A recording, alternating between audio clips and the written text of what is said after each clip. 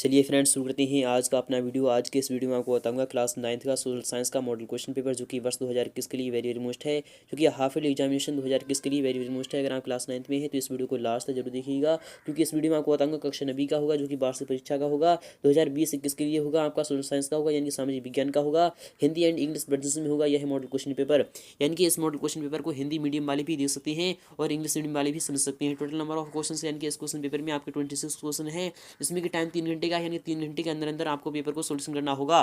Total number of print page यानी कि यह क्वेश्चन पेपर आपका 8 पेज में है। मैक्सिमम मार्क्स यानी कि 100 मार्क्स का आपका यह क्वेश्चन पेपर है। तो शुरू करते हैं। तो फ्रेंड्स, मॉडल क्वेश्चन पेपर देखने से पहले कुछ निर्देश आपके सामने दिए जा रहे हैं, उसे पढ़ना बहुत ही जरूरी है। जब आप निर्देश पढ़ते हैं तभी आपको समझ में आता है कि हमें कौन सा क्वेश्चन कितने अंक का दिया जा रहा है। तो क्वेश्चन नंबर 1 आ चुका है, यानी कि ऑप्शन नंबर फर्स्ट है। निर्देश आपके सामने पहला वाला है। ये सभी प्रश्न अनिवार्य है, यानी कि ऑल क्वेश्चन आर कंपल्सरी। सभी क्वेश्चन के जवाब देना लाजमी है, यानी कि आपको जितने भी क्वेश्चन दिए जाएंगे आपको सभी को सॉल्व करना होगा। सेकंड वाला कह रहा है कि प्रश्न पत्र में दिए गए निर्देशों को आपको सावधानी पूर्वक पढ़कर प्रश्नों के उत्तर देना है आपको। थर्ड वाला भी दे लेते हैं कि प्रश्न क्रमांक 1 से 5 तक आपको वस्तुनिष्ठ प्रश्न दिए जाएंगे। प्रत्येक प्रश्न का उत्तर आपका 5 अंक का होगा, यानी कि 5 अंक मिलेगा आपको एक क्वेश्चन का जवाब देने पर। कुल अंक यानी कि 25 होंगे। चलते हैं नेक्स्ट वाली की तरफ चलते हैं। ये रहा आपके सामने प्रश्न क्रमांक 6 से 26 में आपको आंतरिक विकल्प दी जाएंगे, आपको विकल्प दी जाएंगे, उसमें से आपको छांटना होगा। 5 वाले भी दे लेते हैं कि प्रश्न क्रमांक 6 से 10 तक का आपके यानी कि प्रत्येक प्रश्न पर आपको 2 अंक मिल जाएंगे, यानी कि शब्द सीमा जिसमें कि 30 शब्द होगी। यानी कि 6 वाला भी दे लेते हैं कि प्रश्न क्रमांक यानी कि 11 से 14 तक प्रत्येक प्रश्न पर आपको 3 अंक मिलेगा, जिसमें कि शब्द सीमा यानी 30 से 75 शब्द होगी। प्रश्न क्रमांक 15 से 21 तक आपके लिए प्रत्येक प्रश्न पर आपको 4 अंक मिलेंगे, शब्द सीमा जिसमें कि 75 से 120 शब्द होगी। नेक्स्ट वाले भी देते हैं कि प्रश्न क्रमांक 22 से 26 तक आपको प्रत्येक प्रश्न पर 5 अंक मिलेंगे, शब्द सीमा जिसमें 120 से 150 शब्द होगी। तो शुरू करते हैं आज का अपना वीडियो। फ्रेंड्स, आज के इस वीडियो में आपको बताऊंगा क्लास 9th का फुल यानी फुल्ली सॉल्यूशन के साथ आपका half yearly examination question paper. तो फ्रेंड्स, पहला क्वेश्चन आ चुका है, यहाँ सामने है। रिक्त स्थानों की आपको पूर्ति करना है, यानी रिक्त स्थान को आपको भरना होगा। तो पहला क्वेश्चन है, पहले वाले क्वेश्चन में पहला वाला क्वेश्चन है कि सुंदरी वृक्ष डैश में पाए जाता है। फ्रेंड, जो सुंदरी वृक्ष होते हैं वह किस में पाए जाते हैं? क्या मैंग्रोव वन में पाए जाते हैं या फिर हिमालयन वन में पाए जाते हैं? तो आपको पता होगा जो सुंदरी वृक्ष होते हैं वह मैंग्रोव वन में पाए जाते हैं, इसलिए आपका यहाँ पर आ जाएगा मैंग्रोव वन। चलते हैं नेक्स्ट वाला भी क्वेश्चन देते हैं कि भारत का सर्वाधिक साक्षरता वाला राज्य है, यानी कि जो सर्वाधिक साक्षरता वाला राज्य है भारत का वह कौन सा है? क्या वह केरल है या फिर पंजाब है? तो आपको पता होगा कि वह केरल है। जी हाँ फ्रेंड्स, केरला है, इसलिए आपको यहाँ पर केरल आ जाएगा। चलते हैं नेक्स्ट पे, रामायण और महाभारत भारत वर्ष के 2 हैं, यानी क्या है? क्या महाकाव्य हैं या फिर खंड काव्य हैं? तो आपको पता होगा कि रामायण है और महाभारत भारतवर्ष के 2 महाकाव्य हैं, इसलिए आपका यहाँ पर आ जाएगा महाकाव्य। फोर्थ वाले भी चलते हैं कि नागरिकों का प्रतिनिधि चुनने का अधिकार कहलाता है। फ्रेंड, जो नागरिक होते हैं जैसे कि हम सभी नागरिक हैं, उसका प्रतिनिधि चुनने का अधिकार है, यानी कि प्रधानमंत्री चुनने का अधिकार है या फिर कोई भी नेता चुनने का अधिकार कहलाता है। फ्रेंड्स, क्या कहलाता है? क्या वह मताधिकार कहलाता है या फिर सामंती अधिकार कहलाता है? तो आपको पता होगा कि वह मताधिकार कहलाता है। जब हम किसी को मत देते हैं यानी कि अपना वोट देते हैं तभी वह कुछ बन पाता है, नहीं तो वह कुछ भी नहीं बन सकता, इसलिए आपका यहाँ पर आएगा मताधिकार। चलते हैं नेक्स्ट वाले भी क्वेश्चन देते हैं कि जनसंख्या वृद्धि को बढ़ाती है। फ्रेंड्स, जनसंख्या वृद्धि होती है वह किसको बढ़ाती है? वह गरीबी को बढ़ाती है या फिर रोजगार को बढ़ाती है? तो आपको पता होगा जनसंख्या वृद्धि हमेशा गरीबी को बढ़ाती है, इसलिए आपका जवाब आएगा यानी गरीबी को बढ़ाती है। चलते हैं क्वेश्चन नंबर सेकंड वाला भी दे लेते हैं, इसे इंग्लिश मीडियम वाले भी विस्तार के साथ समझ सकते हैं। क्वेश्चन नंबर सेकंड आ चुका है आप सामने। एक वाक्य या फिर एक शब्द में आपको उत्तर देना होगा, यानी एक वाक्य या फिर एक शब्द में आपको आंसर देना है। तो क्वेश्चन नंबर सेकंड का पहला वाला क्वेश्चन है आपके सामने है कि किस नदी को दक्षिण भारत की गंगा कहते हैं? यानी कि आपको पता होगा कि किस नदी को दक्षिण भारत की गंगा कहा जाता है। आपको यह अगर आप जानते हैं तो हमें इसका जवाब जरूर बताइएगा। इसका जवाब अगर आप चाहते हैं तो इसका जवाब बताऊंगा आपको नेक्स्ट वीडियो में। चलते हैं नेक्स्ट वाले भी देते हैं कि हरिहर और बुक्का ने किस नगर की स्थापना की थी? फ्रेंड, अगर हरिहर और बुक्का नाम के जो 2 भाई थे उन्होंने किस नगर की स्थापना की थी? आपको यह पता होगा, आपने सोशल साइंस की बुक में पढ़ा होगा। चलते हैं नेक्स्ट पर कि कई दल मिलकर जब सरकार बनाते हैं तब वह कौन सी सरकार कहलाती है? कई दल मिलकर जब सरकार बनाते हैं तब वह कौन सी सरकार कहलाती है? आपको इसका भी जवाब देना होगा। क्वेश्चन नंबर 40 यानी फोर्थ है, 14 वर्ष से कम आयु वाले बच्चों से श्रम कहलाता है। फ्रेंड्स, कैसा कहलाता है? यानी कि वह बाल बच्चों से यानी बाल श्रम कहलाता है। क्वेश्चन नंबर 5 भी देते हैं कि अंग्रेजों के आगमन के पूर्व ग्रामीण यानी ग्रामीण अर्थव्यवस्था थी, किस तरीके थी? आपको यह समझाना होगा। चलते हैं यानी कि अथवा भी क्वेश्चन। तो फ्रेंड्स, क्वेश्चन नंबर 3 आपके सामने मौजूद हो चुका है। क्वेश्चन नंबर 3 है वेरी वेरी मोस्ट है, यह भी बार बार आता है, इस बार भी आ सकता है। सही जोड़ियां बनाना है आपको, यानी कि मैच द वर्ड्स आपको मिलान करना है, सही जोड़ियां बनाना है। तो पहला क्वेश्चन है कि भारत की स्थल सीमा है, यानी कि जो भारत की स्थल सीमा है यानी कि जो भूमि की सीमा है वह कहाँ से कहाँ तक है और वह कितनी लंबी है? तो आपकी यहाँ पर कहाँ से कहाँ तक की बात नहीं हो रही है, फिलहाल की यहाँ पर बात हो रही है कि वह कितनी लंबी है। तो भारत की स्थल सीमा है वह आपकी 15,200 किलोमीटर यानी कि यह लंबी होगी। पांच नदियों का प्रदेश कौन सा कहलाता है, यानी कि जो पांच नदियां हैं वह प्रदेश कहलाता है, यानी कि वह पांच नदियों का प्रदेश कहलाता है, तो वह कहलाता है आपका पंजाब। तो पंजाब आपका पांच नदियों का प्रदेश कहलाता है, आप इसे हमेशा ध्यान में रखिएगा।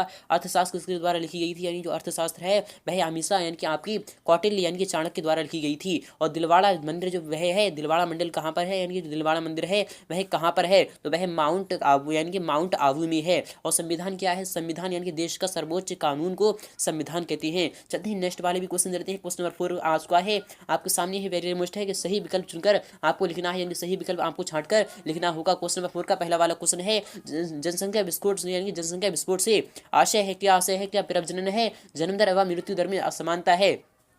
तो आपको पता होगा जनसंख्या जो विस्फोट है वह जन्म दर व मृत्यु दर में समानता होगी। चलते हैं नेक्स्ट वाले भी क्वेश्चन देते हैं। आधुनिक कृषि में प्रोत्साहन दिया जा रहा है, तो आधुनिक कृषि है यानी कि जो मॉडर्न एग्रीकल्चर है उसमें प्रोत्साहन दिया जा रहा है जैविक खेती को, या फिर यानी जैव उर्वरकों के उपयोग को, या फिर जैव कीटनाशकों के उपयोग को, या फिर उपरोक्त सभी। तो आपका जवाब आएगा उपरोक्त सभी, यानी कि सभी को ही प्रोत्साहन दिया जा रहा है। थर्ड वाला भी देते हैं कि किसी वोट देने का अधिकार नहीं है, यानी कौन वोट नहीं दे सकता है। जब हम किसी को भी वोट देते हैं यानी कि कौन व्यक्ति वोट नहीं दे सकता है, क्या पागल या फिर मानसिक विकलांगों को वोट देने का अधिकार नहीं है। तो यह आपका क्या सही होगा या फिर गलत होगा। नाबालिगों को क्या वोट देने का अधिकार है, या फिर न्यायालय द्वारा दिवालिया घोषित को क्या वोट देने का अधिकार है, या फिर उपयुक्त सभी। तो आपका जवाब आएगा यानी उपयुक्त सभी, ना ही नाबालिग या फिर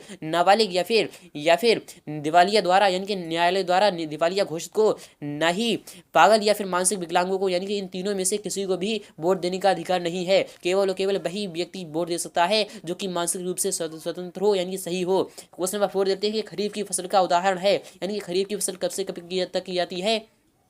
तो पहले तो आपको ये समझ में आना चाहिए कि खरीफ की फसल आखिर कहते किसे हैं। तो खरीफ की फसल वह फसल जो अक्टूबर यानी कि अक्टूबर और यानी कि उस यानी अक्टूबर में कटती है, और कब बोई जाती है, तो वह बोई जाती है यानी कि वह जून जुलाई में बोई जाती है। तो वह कौन सी है, क्या वह गेहूं है, तो नहीं दोस्तों, गेहूं तो एक आप रबी की फसल होती है। और चना है, तो चना भी नहीं है। क्या धान है, जी हाँ फ्रेंड्स आपका धान है जो कि खरीफ की फसल का उदाहरण है। चलते हैं क्वेश्चन नंबर 5 भी लेते हैं कि भारत का सर्वाधिक गरीबी जनसंख्या वाला राज्य कौन सा है। तो भारत का सर्वाधिक यानी सबसे ज्यादा गरीब जनसंख्या वाला राज्य है, तो वह क्या मेघालय है, या फिर बिहार है, या फिर असम है, या फिर मध्य प्रदेश है। तो आपका जवाब आएगा बिहार। जी हाँ फ्रेंड्स आपका क्वेश्चन नंबर सा यहाँ पर सही हो जाएगा। चलते हैं क्वेश्चन नंबर यानी कि नेक्स्ट वाला भी क्वेश्चन देते हैं, इससे इंग्लिश मीडियम वाले भी विस्तार के साथ समझ सकते हैं। फिलहाल के चलते हैं नेक्स्ट वाले भी क्वेश्चन देते हैं। क्वेश्चन नंबर 5 आ चुका है यहाँ सामने है, सत्य और असत्य बताना है आपको, यानी कि करेक्ट और इनकरेक्ट बताना है, यानी ट्रू और फॉल्स आपको बताना होगा। तो क्वेश्चन नंबर 5 का पहला वाला क्वेश्चन आ चुका है कि भारत के दक्षिण में हिंद महासागर है, क्या आपका यह सत्य यानी कि सही बात है या फिर गलत बात है। तो भारत के दक्षिण में हिंद महासागर है, क्या यह सही है या फिर गलत है, आपको यह बताना होगा। प्रजातंत्र में स्वतंत्रता का निष्पक्ष चुनाव होना चाहिए, जी हाँ फ्रेंड्स बिल्कुल सही बात है। सिंधु घाटी की सभ्यता का संबंध यानी कि नागर शैली से है, जी हाँ फ्रेंड्स बिल्कुल है। और कान्हा यानी कान्हा किसली राष्ट्रीय उद्यान मंडला जिले में स्थित है, क्या यह सत्य है या फिर असत्य है, तो आपको यह बताना होगा। भारत के संविधान में अस्पृश्यता का किसी भी रूप में व्यवहार दंडनीय अपराध कहलाता है, जी हाँ बिल्कुल कहलाता है, इसलिए आपका यह सत्य होगा। चलते हैं क्वेश्चन नंबर 6 भी दे लेते हैं जो कि आ चुका है आपके सामने है, वेरी मोस्ट है कि भारत के दो द्वीपीय पड़ोसी देशों के आपको नाम लिखना है। तो भारत के दो द्वीपीय पड़ोसी देशों के नाम कौन कौन से हैं, यानी कि एक तो नेपाल हो गया और भी एक यानी कि एक देश के आपको नाम लिखना होगा। अथवा वाला क्वेश्चन देते हैं कि भारत में कितने राज्य और कितने केंद्र शासित राज्य हैं, यह क्वेश्चन बार बार आता है, इस बार भी आ सकता है।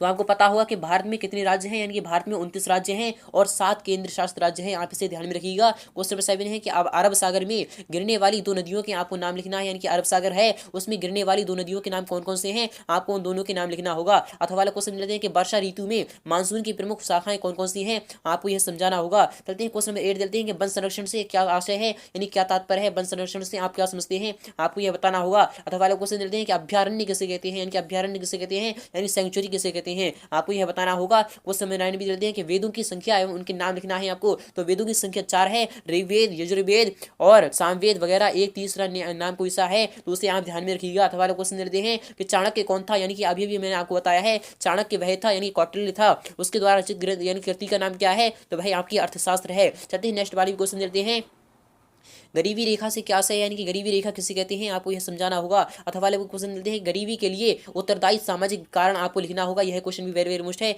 यह भी बार बार आता है। क्वेश्चन नंबर 11 लेते हैं कि मृदा प्रदूषण क्या है, यानी कि जो भूमि का जो यानी कि जो मृदा है यानी कि जो मिट्टी है उसका प्रदूषण ही मृदा प्रदूषण कहलाता है। इसके प्रमुख दुष्प्रभाव को कौन कौन से हैं आपको समझाना होगा। अथवा वाले क्वेश्चन लेते हैं स्थानांतरी कृषि किसे कहते हैं, यानी कि जो स्थानांतरित होती है वह कृषि स्थानांतरित कृषि कहलाती है, आप इसके विस्तार से इसके बारे में लिख सकते हैं। क्वेश्चन नंबर 12 भी लेते हैं जो कि आ चुका है यहाँ सामने है, वेरी मोस्ट है कि यानी कि यहाँ पर कह रहा है कि नगरीकरण पर्यावरण को कैसे बिगाड़ता है, आपको समझाना होगा। अथवा भी देते हैं कि सीएनजी से क्या आशय है, भारत में इसका सर्वाधिक उपयोग किस क्षेत्र में किया जाता है, आपको यह समझाना होगा। क्वेश्चन नंबर 13 भी देते हैं कि प्राचीन भारतीय इतिहास को जानने के यानी साहित्यिक स्रोतों को आपको वर्णन करना है। यह क्वेश्चन भी आपका 3 अंक का होगा। अथवा देते हैं गुप्त काल की शासन व्यवस्था की विशेषताएं आपको लिखना होंगी। अशोक के धम्म की विशेषताएं आपको बताना होंगी। अथवा भी देते हैं कि कलिंग युद्ध का भारतीय इतिहास में क्या महत्व रहा है, आपको लिखना होगा। क्वेश्चन 15 देते हैं कि जनसंख्या वृद्धि को नियंत्रित करने के कोई 4 आपको उपाय लिखना है। वाले देते हैं कि भारत में महिला साक्षरता बढ़ाने के लिए अपने कोई यानी कि अपने को सुझात्मक विचार आपको लिखना होंगे। क्वेश्चन नंबर 16 देते हैं कि पृथ्वीराज चौहान का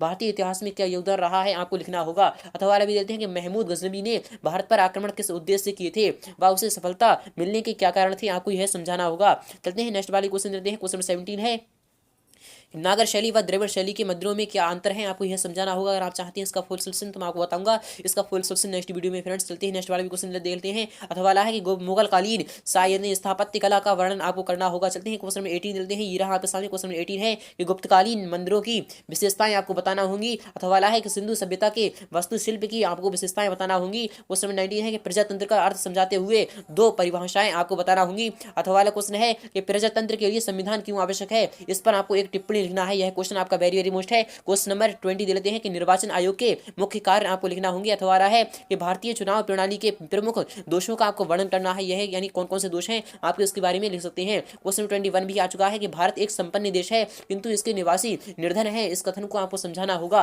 अथवा भी देते हैं कि रोजगार गारंटी कार्यक्रम 2005 की प्रमुख विशेषताएं कौन कौन सी हैं, आपको समझाना होगा। क्वेश्चन नंबर 22 है निम्नलिखित को आपको रूल चिन्हों द्वारा आपको प्रदर्शित करना है, यानी कि जो आपको नक्शा दिया जाएगा उसमें आपको यह भरना होगा। उम्मीद करूंगा आपको वीडियो बहुत ही अच्छी लगी होगी। अगर वीडियो अच्छी लगी तो वीडियो को लाइक करना, शेयर करना बिल्कुल भी ना भूलें। अगर आप चाहते हैं इसका फुल सोल्यूशन तो मैं आपको बताऊंगा इसका फुल सोल्यूशन नेक्स्ट वीडियो में। मिलते हैं नेक्स्ट पार्ट में फुल सोल्यूशन साथ।